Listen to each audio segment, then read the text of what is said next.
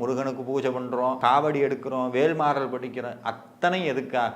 ஒரு அனுபவத்துக்காக.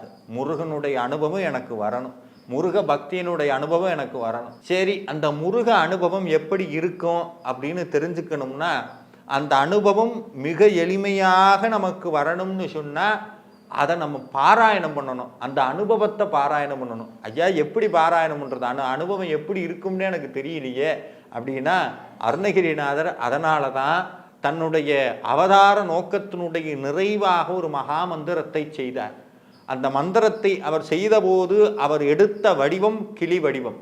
பிரபுடதேவ மகாராஜா தன்னுடைய சம்பந்தாண்டான்கிற சொல்லக்கூடிய தன்னுடைய மோசமான ஒரு செயற்கையினால ஒரு மந்திரவாதி அவன் கூட நண்பனாக இருக்கிறான். அவர் கோடி சூரிய சமப்பிரபுங்கிறது, கோடி சூரியன்களை ஒத்தவர் முருகப்பெருமான். அது ஒரு நிமிஷம் வந்துட்டு போனால் கண் அப்படி ஒரு மாதிரி ஆயிரும்.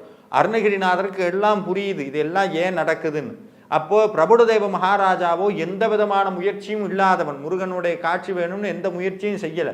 ஒரு போட்டிக்காக இதை நடத்துகிறான். உடனே முருகப்பெருமானுடைய காட்சியை கொண்டு வர வேணும்னு சொல்லி